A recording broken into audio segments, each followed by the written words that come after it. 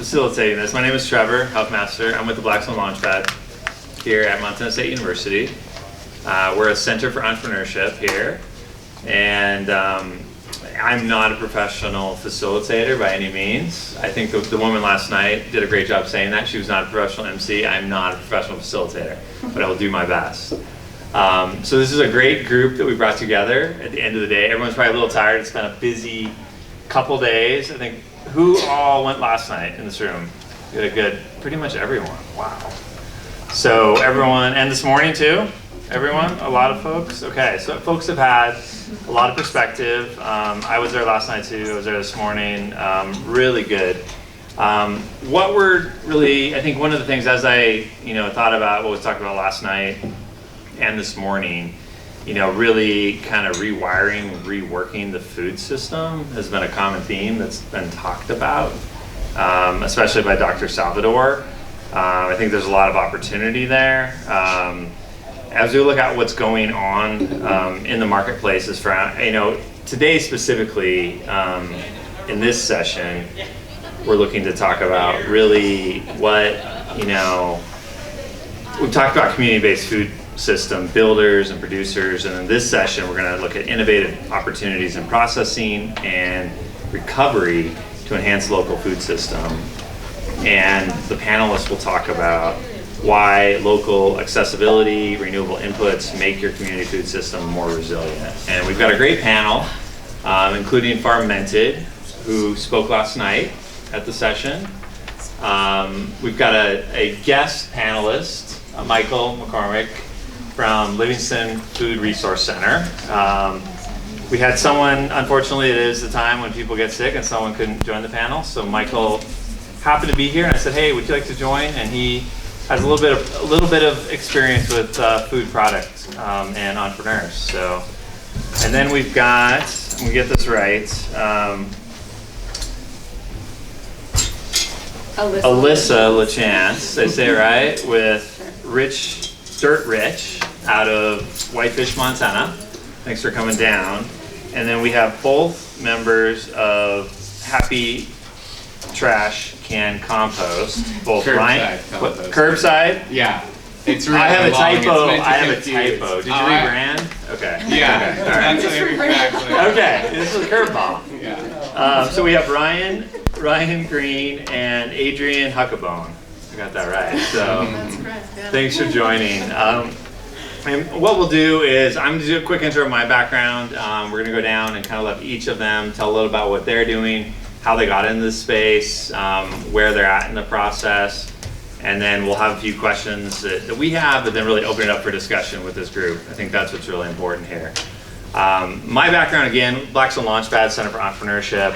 I also have a huge passion for food and sustainable food systems, and kind of my path started out, it's interesting, I started out in biology in undergrad, and then I was like, what am I going to do?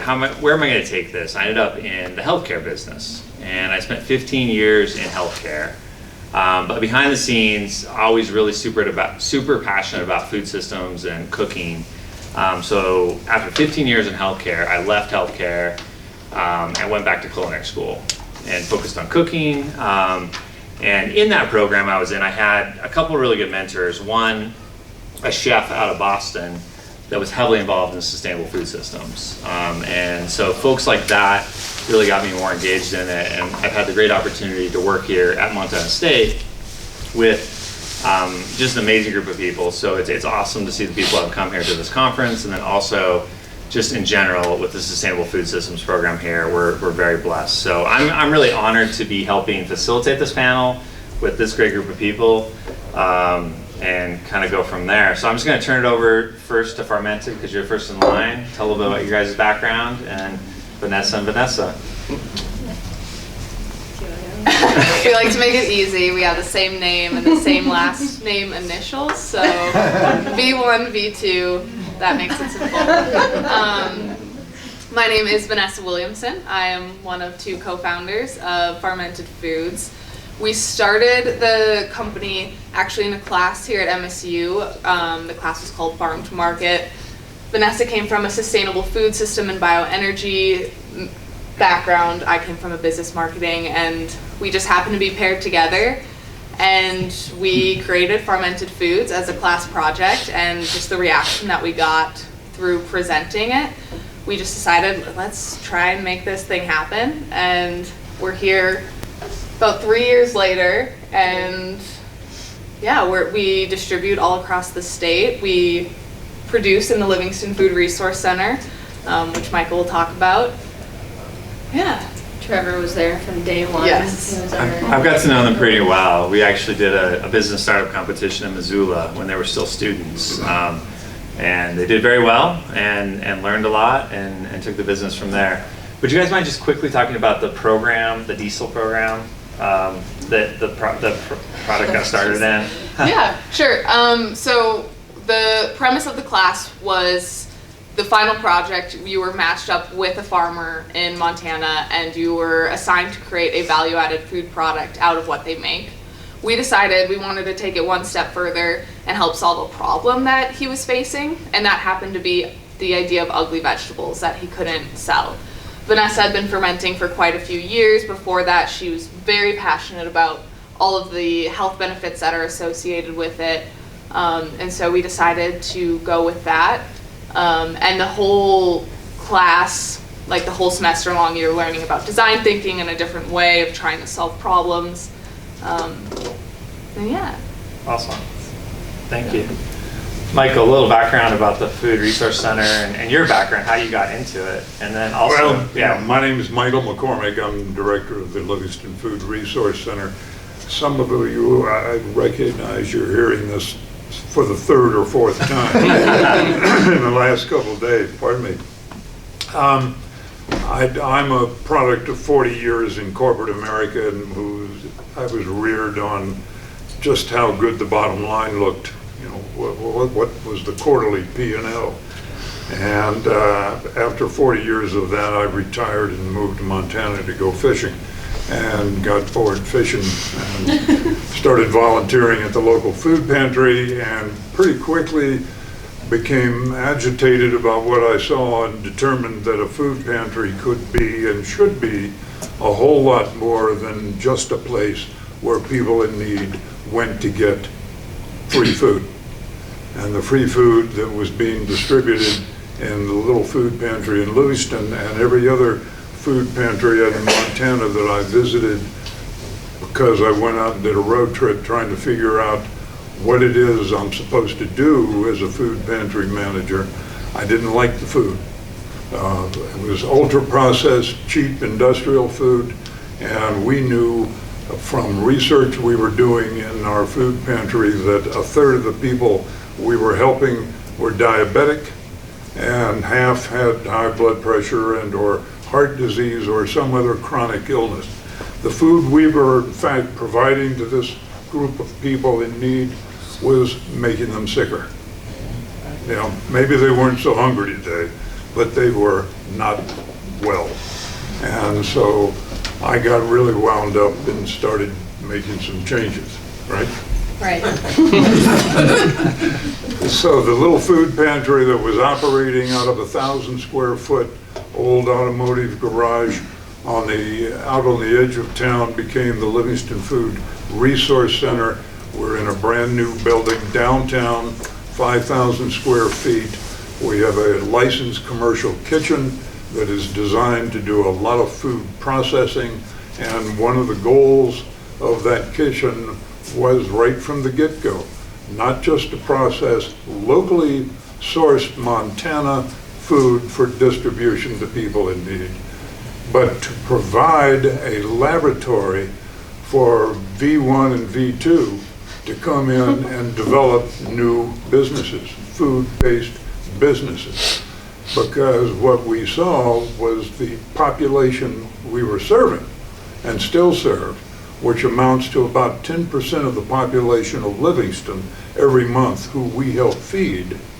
The biggest challenge, the reason, one of the root causes was unemployment or underemployment, and a lot of that unemployment related to poor health.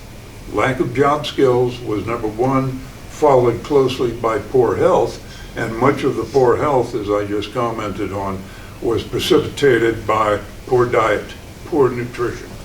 So we set about changing that. So now in our food pantry, you come in, you get minimally processed organic Montana food, lentils from Montana, and beef from Montana, and you name it, and we've got it. But the kitchen is very active in driving new business startups. We provide not just a kitchen, but local chefs who volunteer to come in and help develop recipes. We've got people who come in, you know, I've got grandma's salsa recipe, it makes a quart, but I want to go into business. We're going to teach you how to make 40 gallons at a time. We do marketing plans. We've got a team at FIB Bank in Livingston who do financial projections. We've got agreements with retailers for distribution, product sampling. We've got a local graphic artist who will design your logo and your packaging for you. So we try to ensure that whoever comes in our kitchen with a good marketable idea and the conviction to follow through will succeed. So that's what we do. Great, thank you. So kind of going from, you know, potentially ugly or wasted food that we're fermenting to a facility that is being used to ferment and you know, chop up and prep that, to a couple companies that are working on the compost side if that food gets to the point where it can't be consumed or is excess. So just a quick intro on your side and we'll go from there. Alissa, right? Yeah. Okay. I'm Alissa LaChance. I own Rich Compost out of the Flathead Valley. We're actually based in Columbia Falls. I live in Whitefish. I grew up in Whitefish. And I went to school at UM for sustainable ag, environmental studies, and came back home after that and decided I wanted to stay in Montana and try and help figure out some of these issues that I had learned about in the state. And, you know,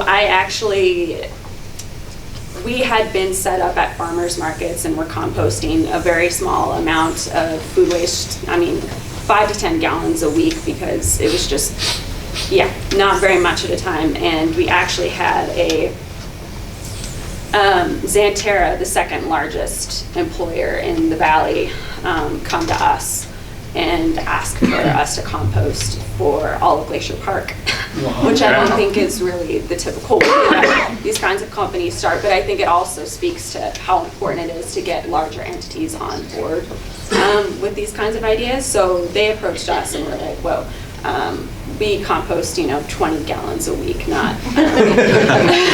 So we got a contract going with them, and just within 3 months had to come up with a system to service all of Glacier Park and all of the restaurants within it. So now we're a double-pronged company. We service all of Glacier Park still and a lot of the Flathead Valley.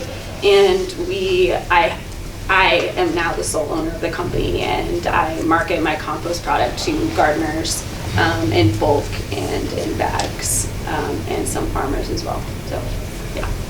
What's the brand name? Rich Compost. Love it. Awesome. Happy. Yeah. Hey, I'm Ryan Green. Alongside my wife, Adrienne Huckabone, we own and operate Happy Trash Can Curbside Composting here in Gallatin Valley. And we live in Livingston, so also in Livingston as well, too. But a little bit of background from me. Out of high school, I went to culinary school, worked in the restaurant industry for many years, got involved with local agriculture, from purchasing from farmers and going to farmers markets. Went back to school, got my undergrad in agroecology, and then worked on organic farms in Maine for many years. From there, got very interested, involved with composting, and then worked for the NYC Compost Project, hosted by the Lower East Side Ecology Center. I was collecting food waste in Lower Manhattan and helping process it, doing a lot of outreach and education. Adrienne's from Bozeman originally, and we kind of got tired of the rat race. I hate using that term. I don't know why I always do it. New York is great in so many ways, but I mean, to talk, and maybe I can go into this more, but it's like to really like, there is awesome grassroots community resilience projects happening there, and urban agriculture and urban composting. It really opened up my eyes. And so anyways, we wanted to come and, live in a more natural environment. And so we came to Bozeman with the idea of starting up Happy Trash Can.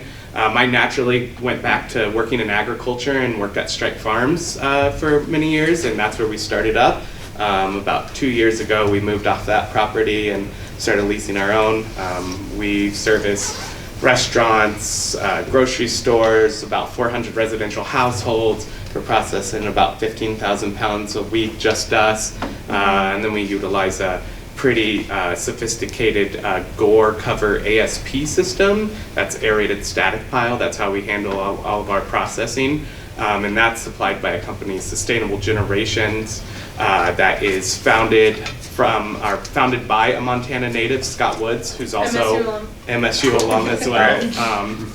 So yeah, we've just been doing our thing for going on 4 years now, and happy with we collect food waste, charge a fee for that, compost, and then like Alissa, get our finished compost back to gardeners, farmers, etc. But no bagging. And our subscribers. And subscribers too, yeah. Try to host community events as well, like Pumpkin Smash next weekend.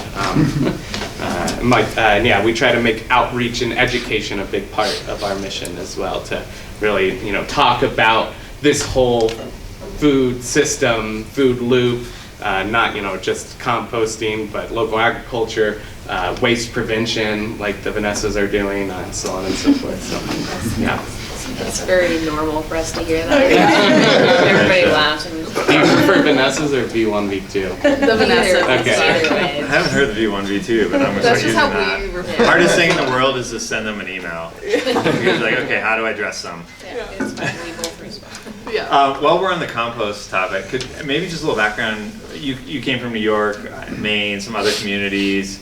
When you came to Montana, what was the ecosystem here like for composting at that time? Or it sounds like you've kind of created it a little bit from scratch.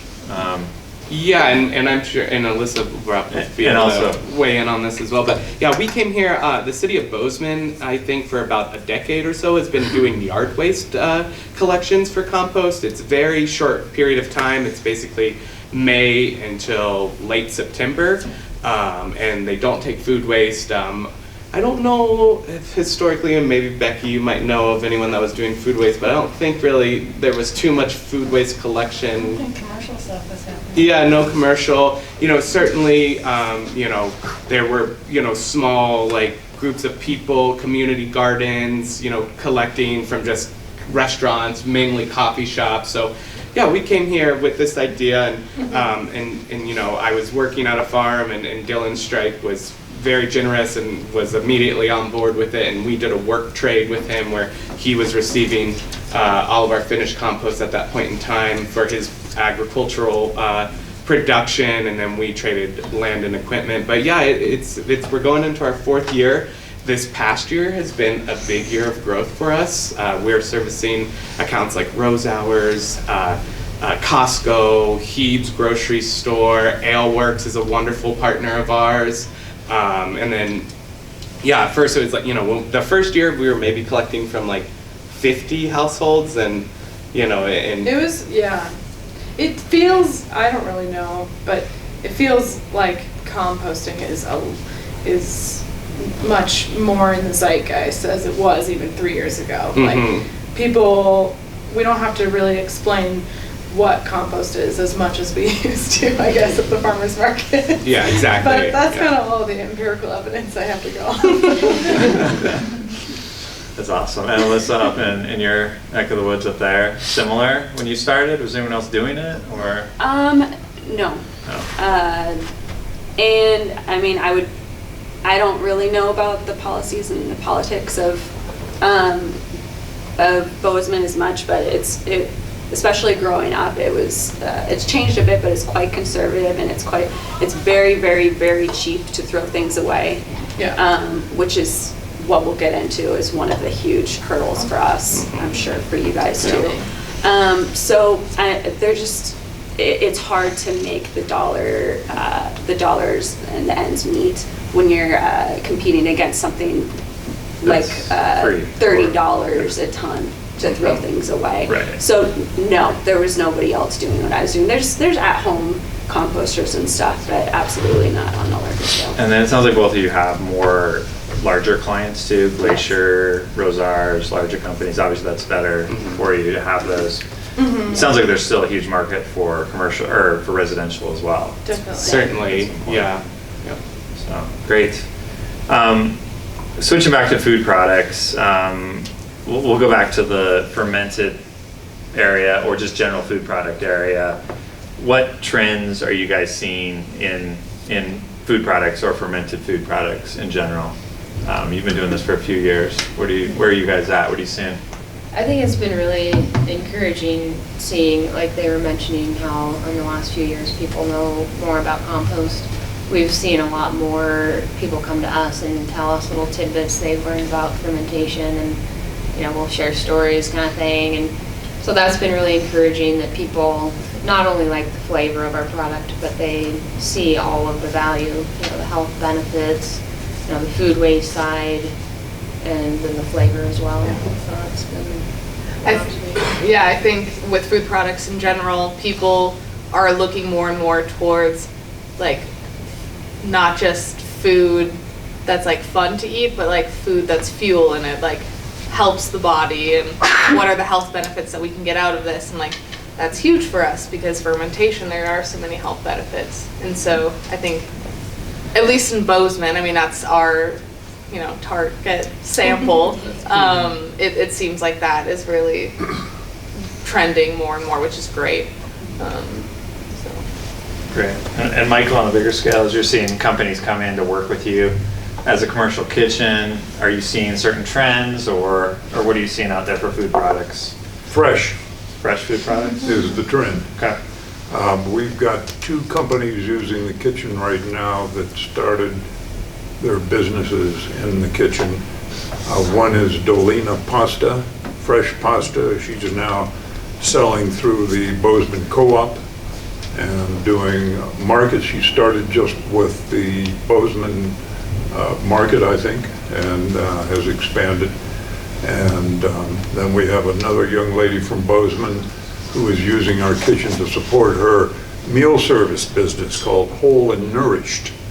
And she comes in and cooks. She uses the kitchen Friday, Saturday, Sunday, and she has 50 regular clients now for whom she does all of the cooking, meal preparation, and each Monday she delivers a full week's worth of fresh meals to 50 clients.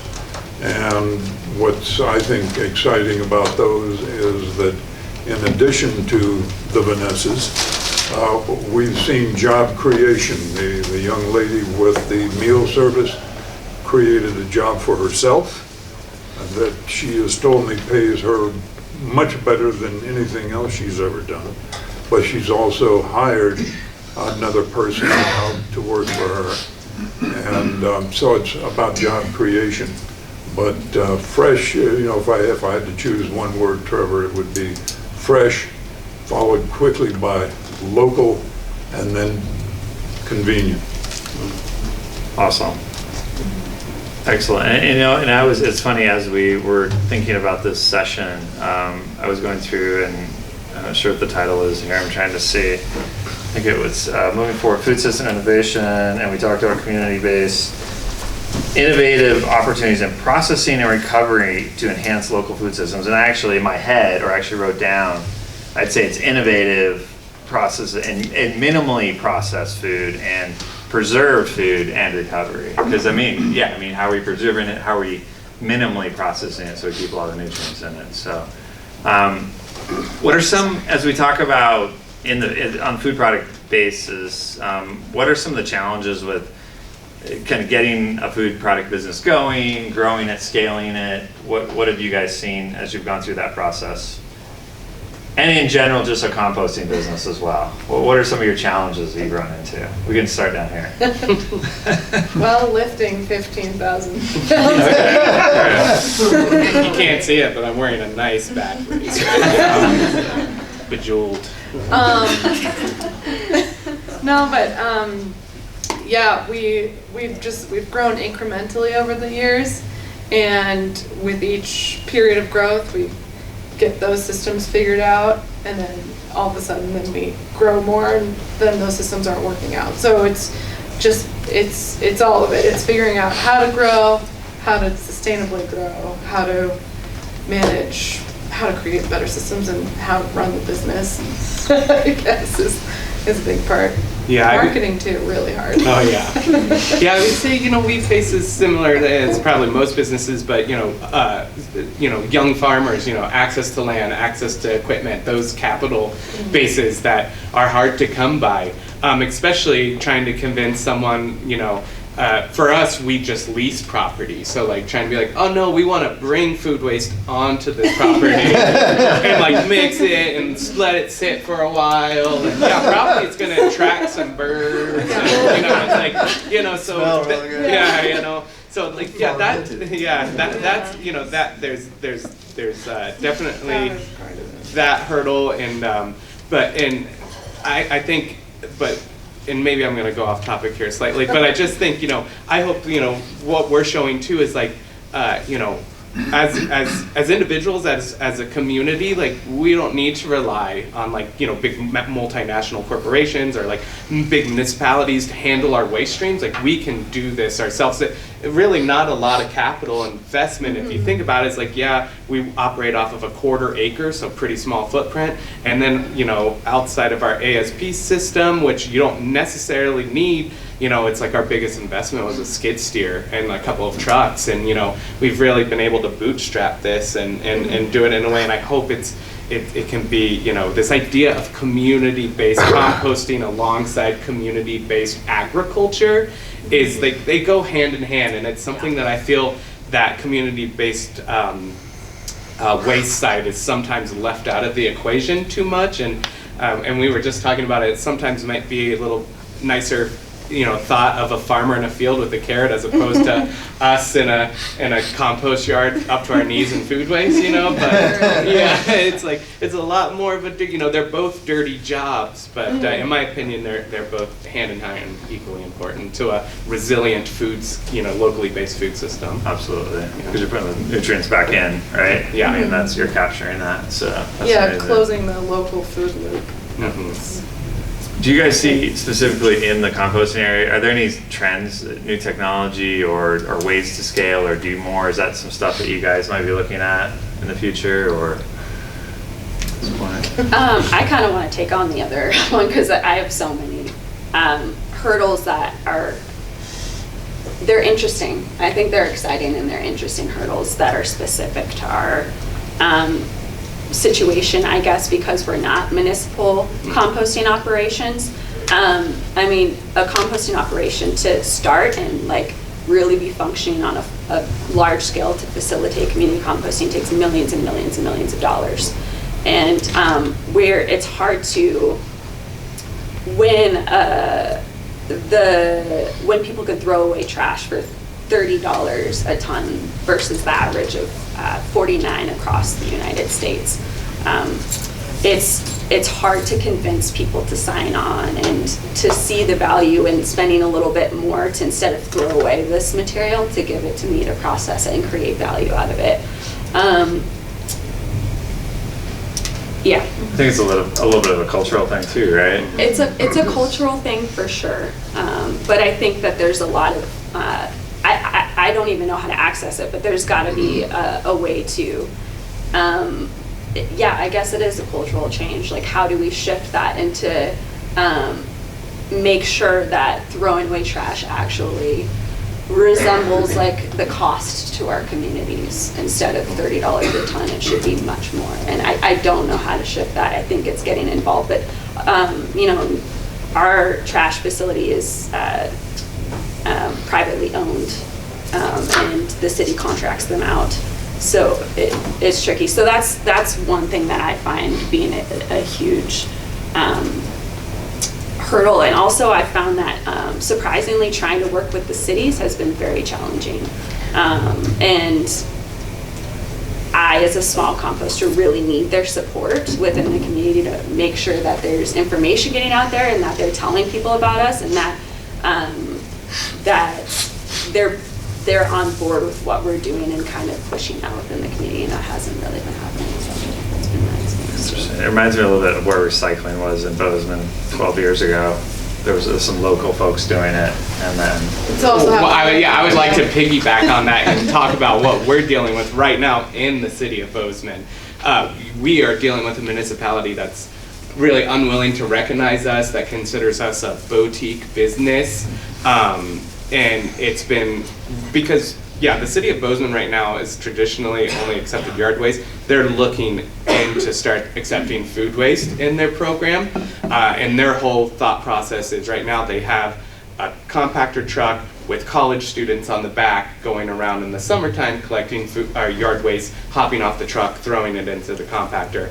They just want to streamline that to a one-person job with the arm. And so that makes sense for them to then just buy bins and let everyone throw everything in there. Not seeing the value in different feedstocks as well. We don't take yard waste because most yard waste is treated with herbicides and pesticides. That's going to create a contaminated product, and ultimately, some, but it's like from not grass clippings at all. And it's like, if it's like a residential customer of ours, nothing from a commercial landscape or anything like that.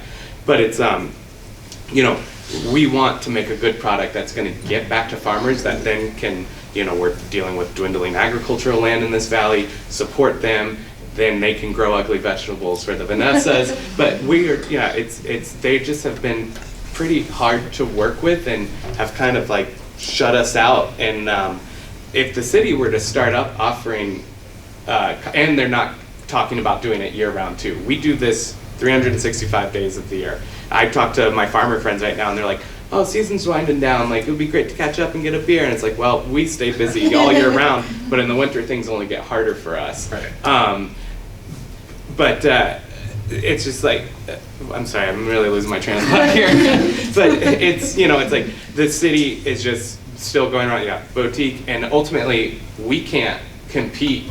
We charge with the municipality, it's like, we offer a 5-gallon bucket for $15, which is super low, and they're going to offer a 96-gallon toter. They don't have exact pricing laid out yet, but probably for $20 a month.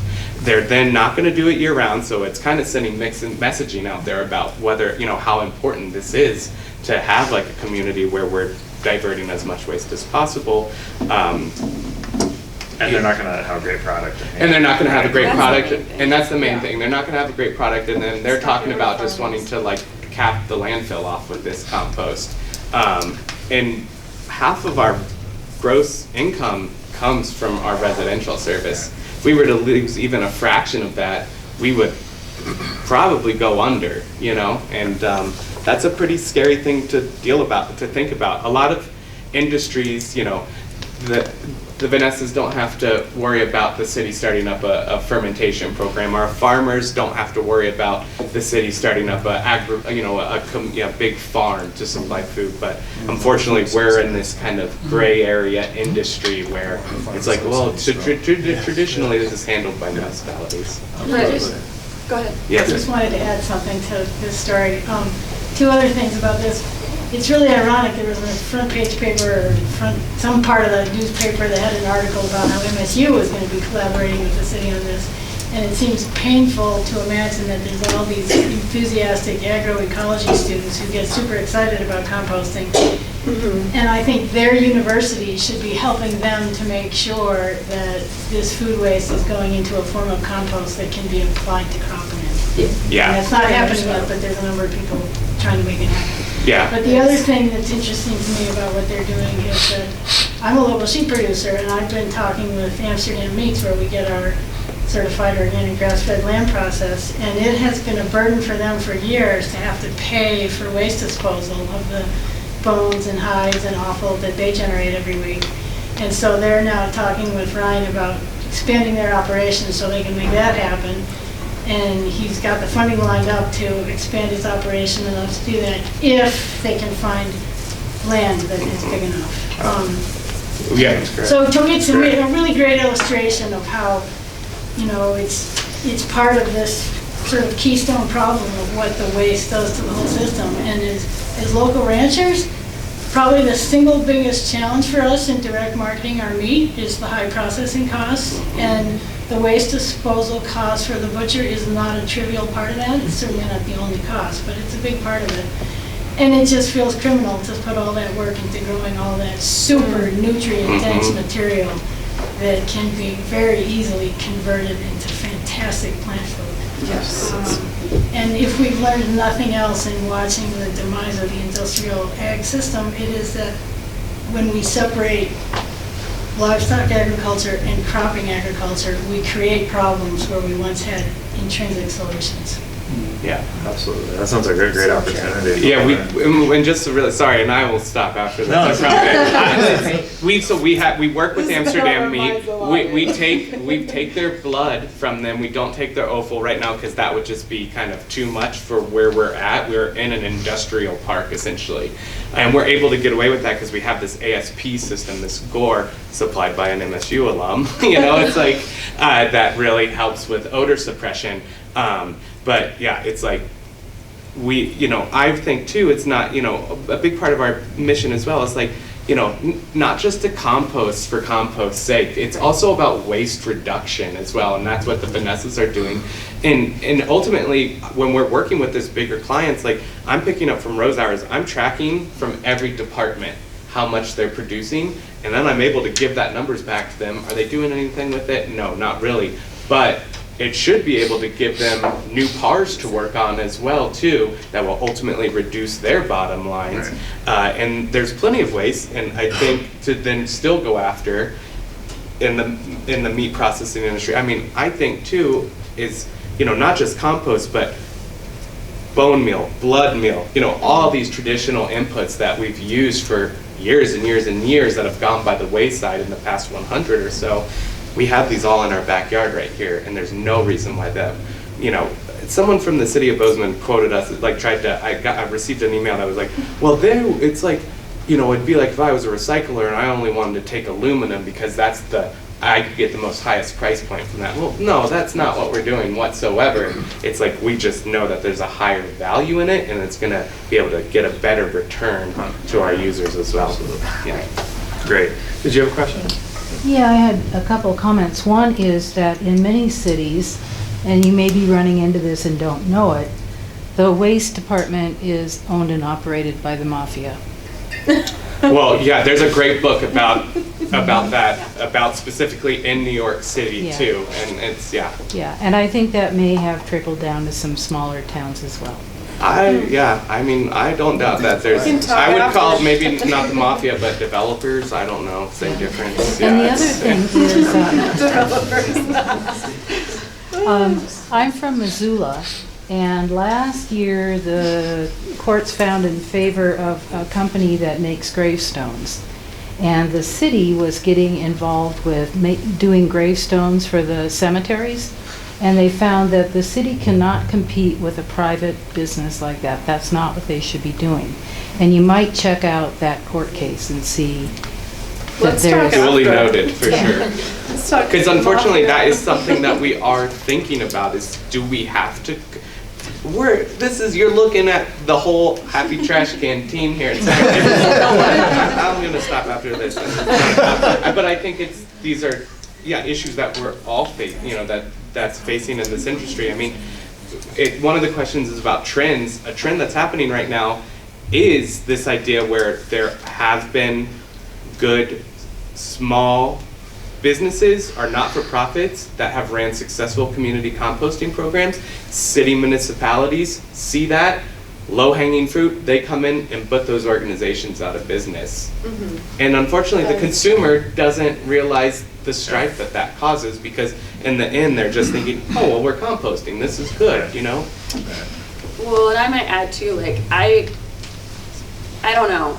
and we could talk about this later, but if the city felt like they could team up with us and work something out that maybe they could do this better, you know, and Exactly, like, yeah. I want to make sure that we're composting. That's the main goal. But the concern is that, like you mentioned before, that they're doing it in a way that is taking into account all that it should, and composting in a way that is how we want it to be composted, and getting that material out where it should be in the quality that it should be in. Yep. And I mean, that's a huge problem across California is, and I've talked to lots of people in California, small composting operations, and people that have worked in these larger composting operations in California. They're taking in waste and they're spitting out waste. Yeah. That's not what we want to do. No. That is a resource, and we need to make it into something that could be used and valued.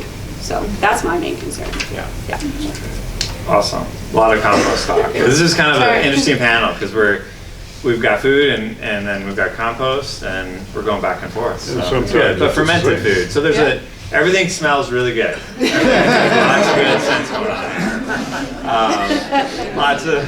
We've been giving all our food waste to a couple of farmers to feed pigs and chickens and goats, and listening to this, I'm beginning to rethink that. Maybe. Well, no, there is a hierarchy a food waste hierarchy that I think is important to follow as well. We'll take what you can't give to the pigs, though. Yeah. So there's multiple places that you need to spend different things. Exactly. But, I mean, for us, we can't. Yes, we are taking all of the ugly and the slightly damaged produce and the excess crops that our farmers have, but there are still trimmings that we have to make. You know, we don't use carrot tops. You know, there's damaged parts that we have to cut out. And so the fact that LFRC has this partnership with this woman who raises pigs is great, because we have 0% waste. Every single part that we cut off, the pigs will happily eat.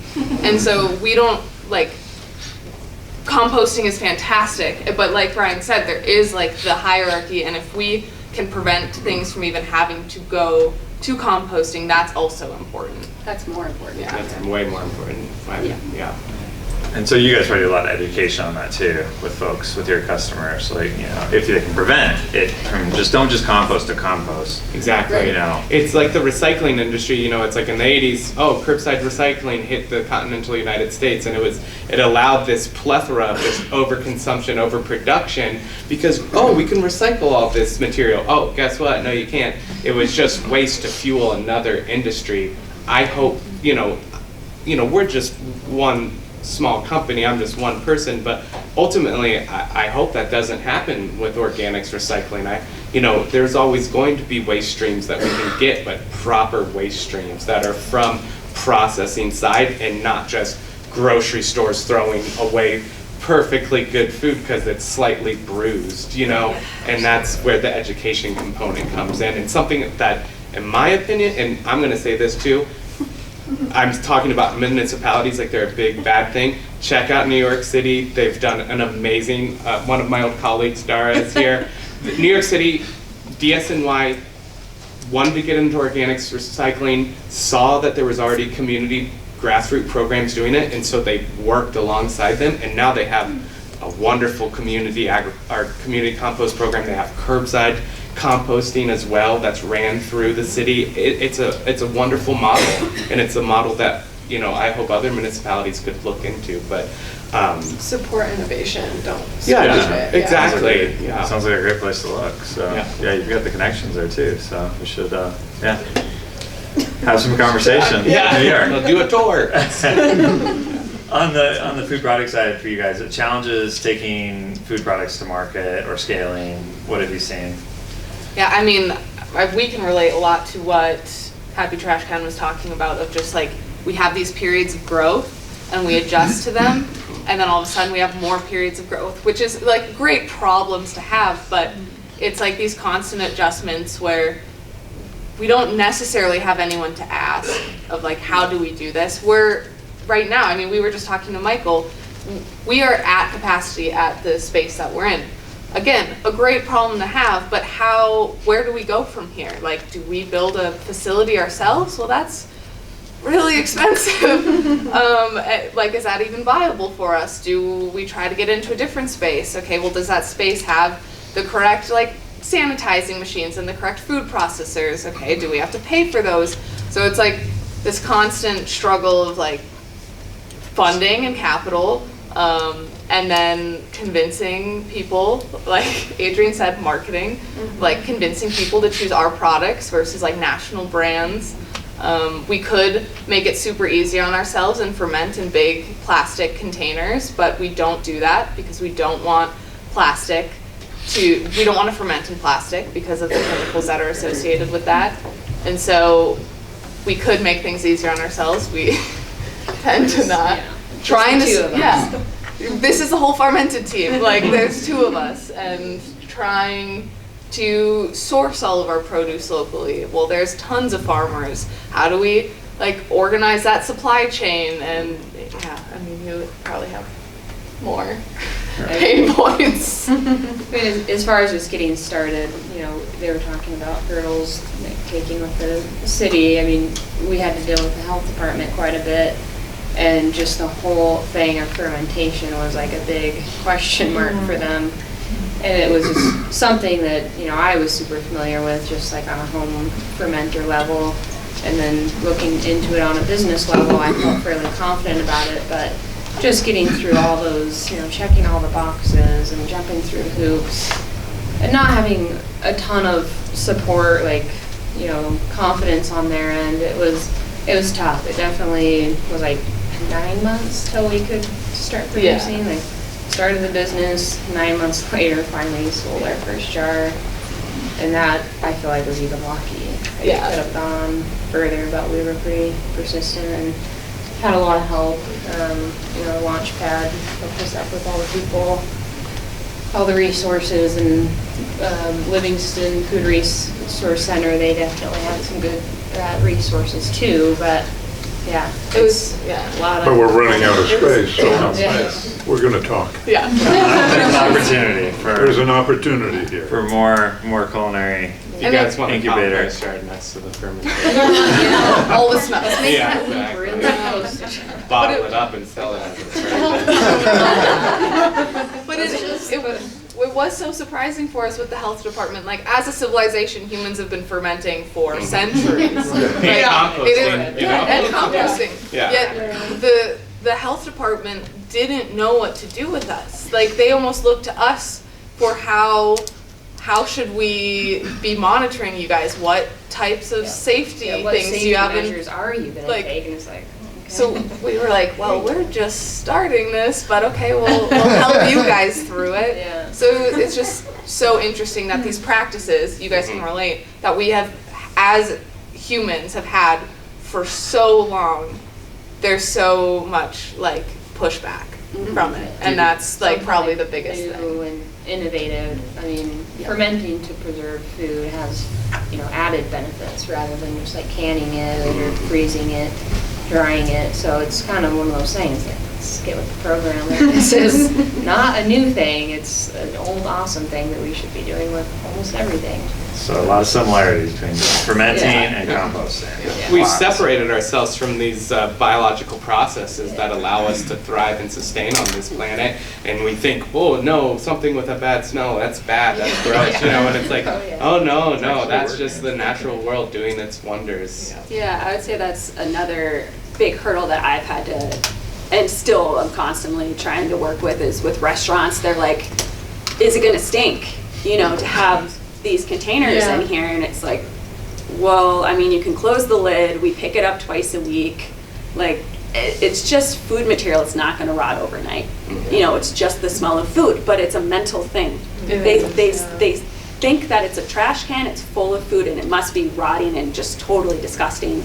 And yeah, so I would agree that there's an issue around like these smells and these kind of older principles that people just, I don't know, they've thrown away for sterility, and I don't know.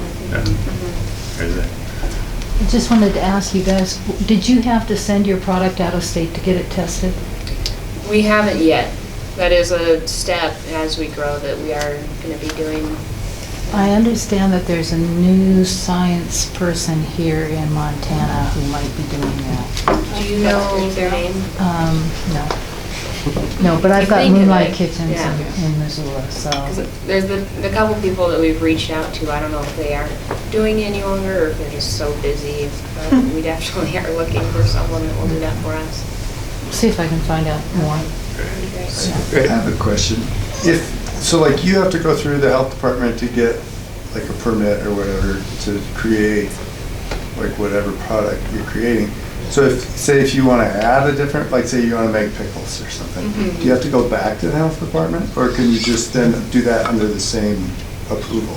As long as we're following the same process, our process has been approved.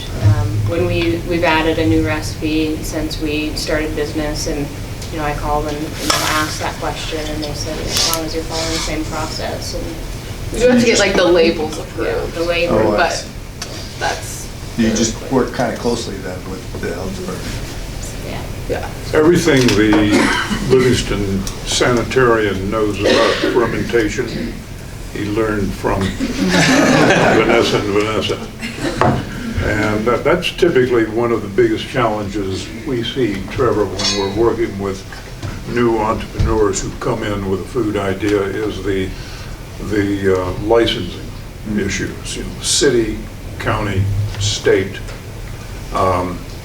But we've developed some skills on our team to aid with that and kind of make that work more efficiently. We're very conversant with the people in Helena, and if one of our entrepreneurs has an issue, we can get on the phone with them, and typically they're very helpful, more helpful and responsive than our local sanitarian. But he's catching on. So the other challenge that we run into, of course, is financial, is funding. So often not the first stage of coming in, developing the product, doing some product testing, getting ready to market. Second stage is where people, They outgrow the kitchen. well, no, they haven't outgrown the kitchen. They've outgrown their funding sources. And now they've got a product that we've proven through product testing, and they're ready to launch. They don't have the money to launch, to roll it out, to scale it up. So that's an area that we've become quite active in. We've got a small loan fund that we have created to make small loans. We want the loans paid back. They're interest-free. The interest that we ask for is you're coming back into the kitchen to work with and help other entrepreneurs get their businesses started. That's really great. Pay it forward. And we on our own, we develop products that I then look for entrepreneurs to take over. We're doing a lot of baking right now, and you've heard me talk about the bakery expansion that we're doing, and we're going to be, through QFD, we're going to be distributing bread throughout the state. And we're developing bread. We're going to be baking bread at no cost for every food pantry in Montana. And because I want every food pantry in Montana to have the good Montana-sourced grain and flour made with Mr. Quinn's Coruscant wheat and wonderful Kamut flour. Thank you. We're going to bake that bread for every food pantry in Montana. So we do product development, and what I want to do then is spin that off for entrepreneurs to build their own businesses.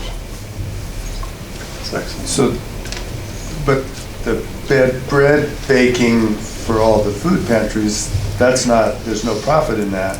Because That's what free means, right? Because, exactly. So how does that translate into a business for an entrepreneur? Well, taking over I'm not talking about that aspect of it. Oh, I see. I'm talking about other They bread would learn products how- that we're going to be doing. Okay. Yeah. creating a bakery. Right.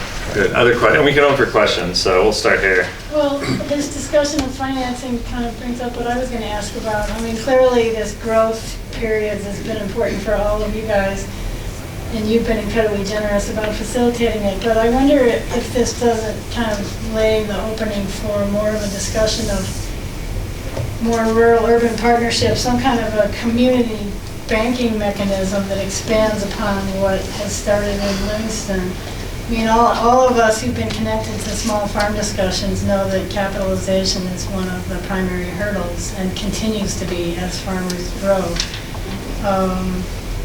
And it's not like there isn't plenty of surplus wealth floating around the Gallatin Valley. There's plenty of people who are interested in healthy food.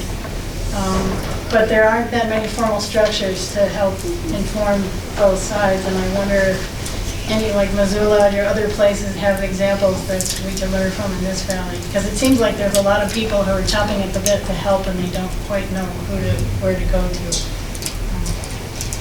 I think it's a great suggestion. One of the talks last night touched on it a little bit. Jeff Batten has done a little bit locally, but I think that's only, I mean, he only has so much reach, and I think there's a lot more opportunity for that for sure.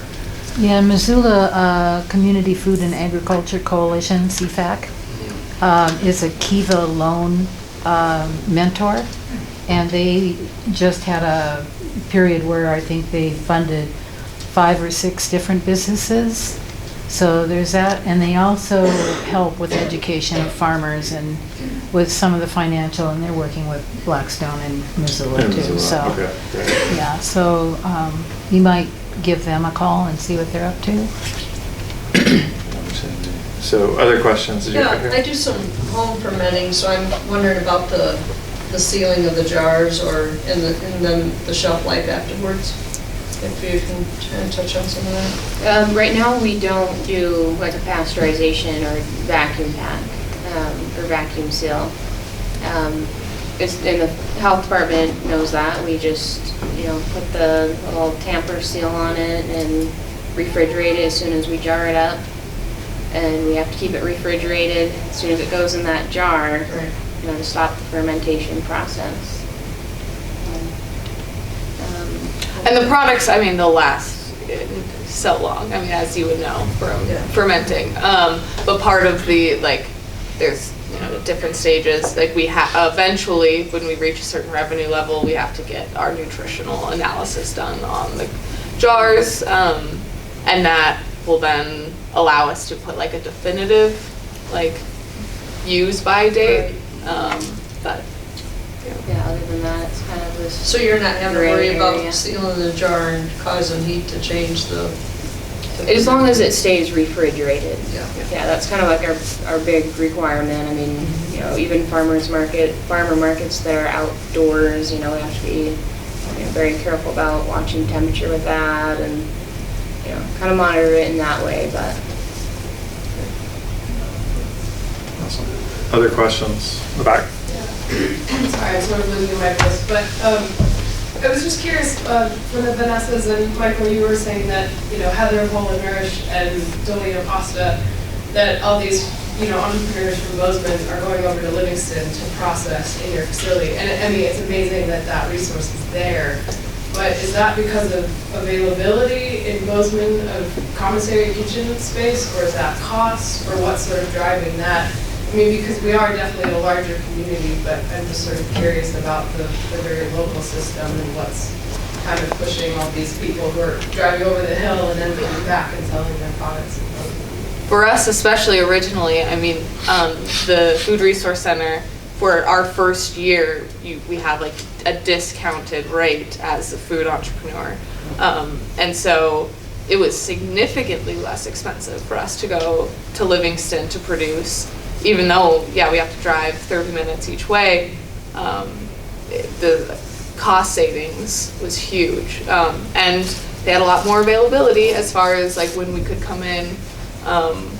We've talked to some kitchens in Bozeman, and they're, you know, also super packed. So it's not that they aren't seeing like companies like us utilizing them.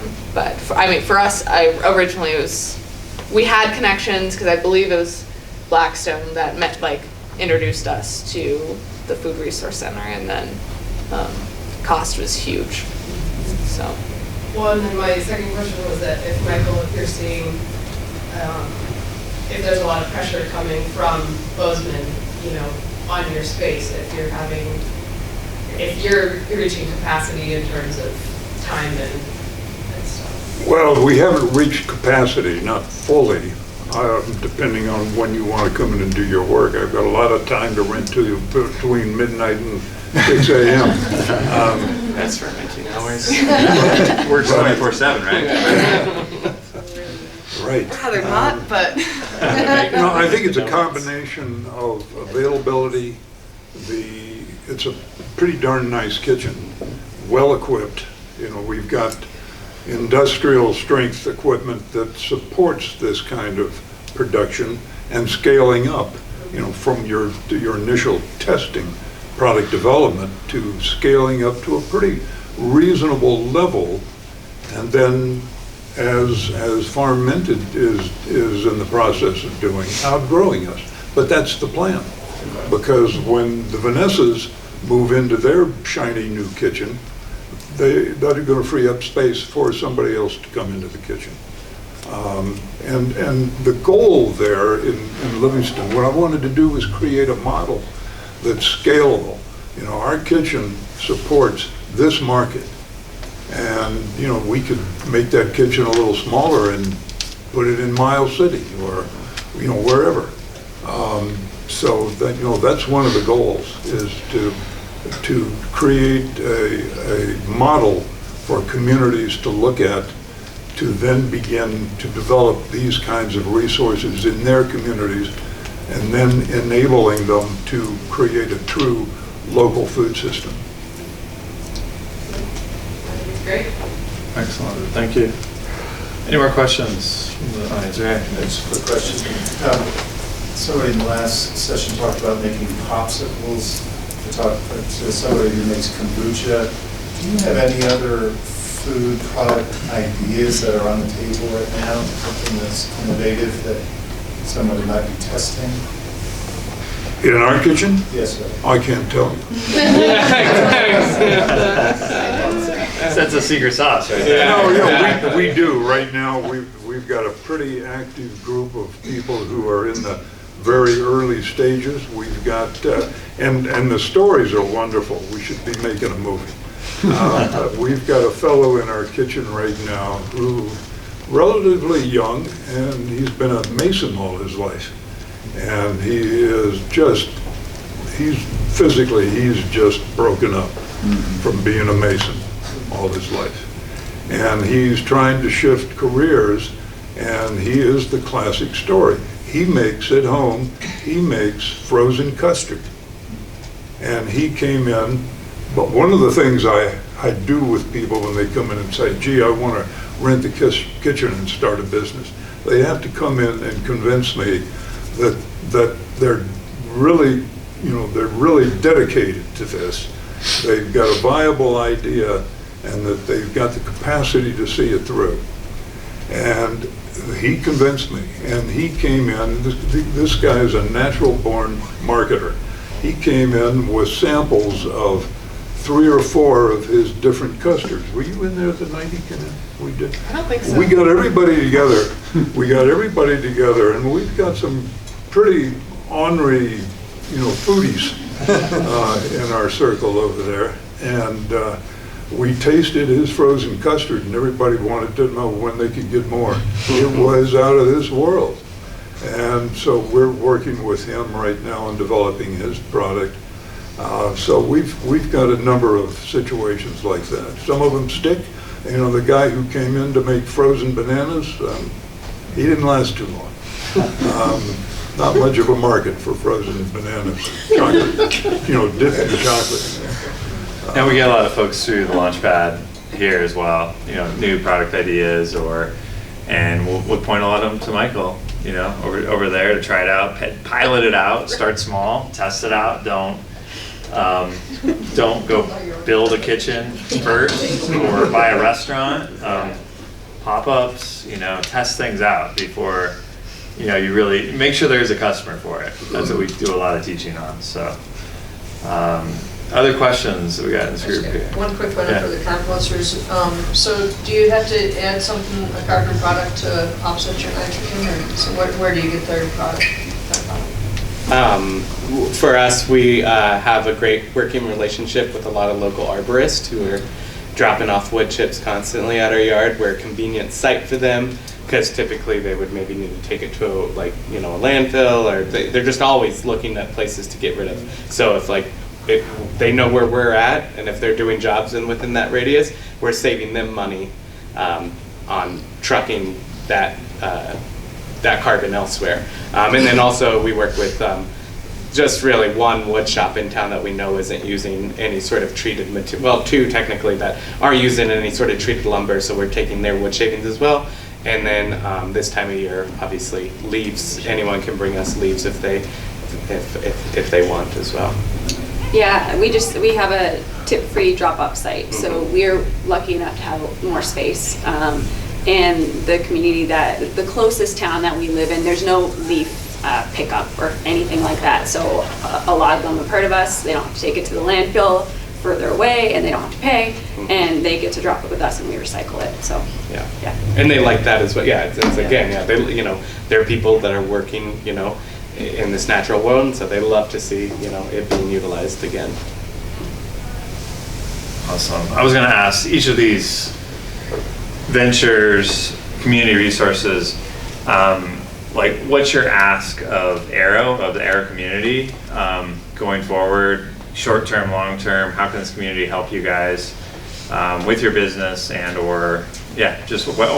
else you'd want to share with them? So, there, who wants to start? Compost or fermented product? If anyone has ideas how to fight the mafia. Do some good negogators? Maybe? Just talk to the city commissioners. Yeah, really. That's something, I guess that's a very specific thing we're facing right now is this whole, and we're not by any means trying to paint a bad picture of Bozeman City Council or Gallatin Solid Waste, but we went these conventional routes of saying, hey, this is who we are, look, how can we work together if this is truly something you're looking at? That we've felt like the door has been shut in our face too many times, and so now we are taking this more of hands-on not attack, but just a more defensive approach where it's we're planning on sending out form letters to all of our residential clients and commercial clients saying hey, don't compete with these entrepreneurs. This is why we value their service. And I will add too, about our service, we, with both our residential and commercial clients, we pick up full buckets and we drop off clean buckets. So we're washing buckets out. We have a gray water system too that we capture the water from washing, which is going to have the nice nitrogen content in it, and we're pumping that back into our active piles because, like all living organisms, microbes need water to survive. And in the hot summers, you do typically need to water down your piles if you're not getting your moisture content right. So when you're first building out your windrows, so we are pumping that gray water back in. So just another aspect of, so we are providing this premium service that, we hope that's why people will want to work with us ultimately. But writing form letters, going to city council meetings, saying, and not only just, this isn't just about us as well, there are other composters in this community, but it's also too saying, no, we want to support ultimately a sustainable food system in our community, and a big component of that is a waste diversion program that has also a nice fertility program attached to it as well too. It's just completing this cycle, and so really truly understanding that. Excellent. And if someone wants to sign up for your service, they can... Yep, you can go to happytrashcan.net and you hit sign up. We use MoonClerk. It's a secure online payment. .net. .net, yeah, .net. Don't go to .com. That's owned by someone in Georgia, I think. Okay. Yeah. Question here? Alissa, when you had to scale up quickly, what did you go through to do that? I had one investor in particular that helped us initially. And that was really the first thing. The biggest obstacle was having the equipment that could handle that capacity that fast. So we had to get a dump truck, a small dump truck. And knowing that we're going to have that money flowing in, we're unique because we had that money and that contract from a very large entity flowing in very quickly.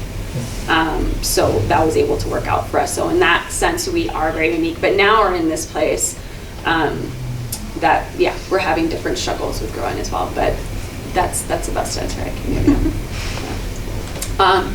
And I mean, I think that you summed that up really well.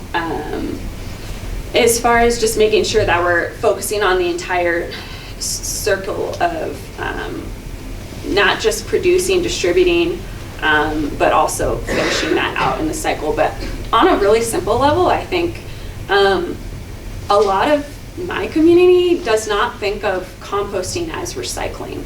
They're very much like, we need to recycle, it's so important, and but they focus on plastic. And I find that to be a huge distraction. I mean, I think it's a really controversial thing to say, I think, but I think we need to stop focusing on plastic. I think we need to think about reducing the amount of plastic, not stop focusing on recycling plastic. We need to reduce single-use plastic, just stop using it. And I think that's a really huge hurdle to overcome, but in the recycling world and coming from a small composter's perspective, it's really important because then we can focus on the things that we can actually recycle locally in our communities and create value from them. So that aspect and just thinking of composting as recycling and talking about it as a form of recycling, because oftentimes, like when I'm in the city talking about it, they're talking about recycling, but they're not including food waste as part of the waste stream that needs to be thought about. So that's an issue. Would it be helpful then to you if people in the local community went to the city meetings? God, yes. So send out an email. I'm the only one there. Yeah. What's that? Send out an email or something. I have, but I will continue to. Okay. And I think everybody's really busy, but I think that it would help to show up to city council meetings, but and steering committees and all of those things. So yeah. Good point. Definitely. We don't have enough time to do it all. Yeah, exactly. It's like we're all, and everyone on this panel, like we're busy running small businesses, and it's like a David versus Goliath situation here, and so we do need the support from our community as well. And I mean, Becky has been a wonderful ally recently for us, and has written letters on our behalf and other composters' behalf as well. And it's just as long, because if no one's telling these city commissioners and these people that are running our local governments one way or another, well, they're just going to go with the easiest route. It's for them, and I get it. They don't, they've got a lot on their plate. They're running a whole city, I suppose, and so they can't see all the nuances in what we're trying to talk about. But we run into the same issue, but with glass in this community. People always come up to us because we compost. We offer our services for free at the farmers markets in Livingston and here, where all the food vendors have switched over to compostable serviceware, and then we collect that and compost it away. It's a good education tool. But then people come up to us, oh, do you take glass? And it's like, oh, no, we don't take glass. And like, oh, well, geez, I hate throwing glass away. And it's like, well, hold on. It's like, yeah, glass is great. It's infinitely recyclable. But ultimately, like, here's something, what about food waste? Oh, yeah, maybe I'll think about it. I'll take a flyer. It's like, throwing glass into a landfill, it's not great, but it's going to be pretty inert, and instead of throwing organic material. And I do think too, just in general, and I think it's happening more. There is more education happening about the end product of what food waste is doing in landfills and what methane is compared to CO2, and that is still pretty new to everyone. And I think if people start realizing that food is not breaking down in landfills, then they'll also start thinking of it more as a necessary recycling avenue, but that's still like, we're always teaching people like it's not breaking down in a landfill. But I have a kind of specific composting question. Can you compost the plastic silverware that says it's compostable? You can't do it? Yep. These cups right here? Yeah, all these cups, all of this, you know, we work with a lot of our commercial clients here in town, and to help guide them, because there, of course, is greenwashing in this, and there are companies like World Centric that specifically only produce compostable serviceware. They're not an existing package company like Pactive or Dixie or Solo that is in the business of making packaging, so they can kind of sly a little bit about, oh, well, this is an eco product, you know. It's like, no, this has been, this material here is, they've done their research, it can be broken down in our piles easily. A home composter, it's 130 days, or 30 days at 130 degrees, and this material is you know, physically degraded, and you know, I don't want to speak too much. I think that we're, like anything, I'm always a little hesitant. It's like, let's see 20 years from now how things are looking in terms of putting things under a microscope. But right now, this is good. A home composter can easily maintain 130 degrees and during the summertime. You know, so yeah. Great, excellent. Good question. Yep. More of a comment. I've just been thinking about how much you've been talking about the mafia, and maybe it also takes kind of a re-messaging, because composting, food waste is very related to some of the solutions that are being talked about for climate change. And right now, Whitefish, Missoula, Bozeman are all in the process of preparing or revising their climate plans. So this might be a moment to really try to push it, but from perhaps a different angle. That's a good idea. Yeah, yeah, I'd like to comment on that, because the Bozeman City Commission has not only said they want to be leaders on climate smart policies, but they say they want to be an example for other towns in the state. Yes. And I think that I think literally it's a matter of education. I don't think right now they understand how incomplete their current proposed solution is. And so, you know, citizens don't need to attack them, we just need to educate them. Exactly, yeah, thank you. Yeah. But I think it is part of a larger issue, because based on comments I've heard from people in the city, I think this is part and parcel of the broader challenge that faces Arrow, and how we as a society are perceiving small farming right now. A lot of people still don't take it seriously. They still don't believe that Montana has the capacity to relearn how to feed itself like it used to 50 years ago.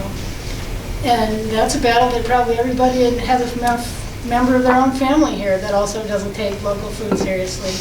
And so I think this is really what Ryan and Adrian have experienced, is really just a small piece of that broader problem.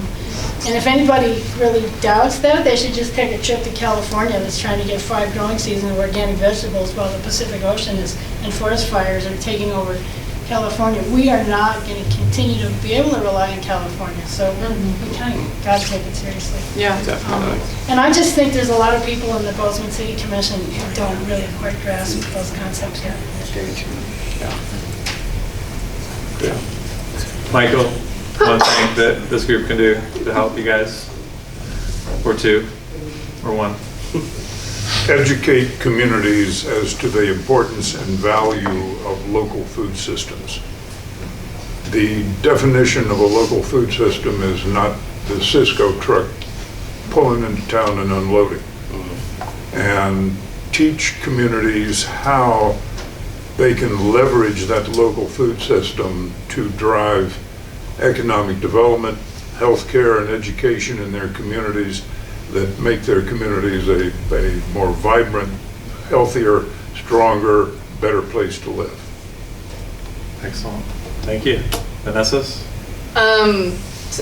Everyone's kind of talked on it, and it seems inherently obvious, but buy local whenever you can. We know that it's not the cheapest item on the shelf. You don't have to tell us that we're more expensive than the national brand. We get it. But a lot of work goes into it, from our producers to like us actually manufacturing the product. We don't choose the least expensive, items just to make the highest margins. We are constantly looking to decrease our costs so we can make our products more affordable, but we can only do that if our community members and our customers support us where we are right now. And that goes for any food manufacturing company, any company really. Like, there's economies of scale, and if like we're not supported when our margins are terrible, like we're never going to be able to get to the point where like we can make Farmented super readily available to everyone. And so it doesn't just apply to us, that applies to the whole food system in general. Yeah, but with your checkbook and helping out local producers for sure. That's awesome. Any other questions, comments before we wrap up? I think there's a happy hour, so people might want to go to that. Good. I just want to say thank you to this amazing panel. I've had the great opportunity to work with 3 of them and then get to know 3 of them today. I was actually really excited to learn a lot more about composting, and absolutely, I thank you guys so much. You're doing amazing work, all of you, and keep it up and let us know how this group can continue to help you guys support you. I think there's a lot of opportunities, so let's keep the discussions going. But yeah, really nice job. So thank you guys. Thanks again. Thanks everyone.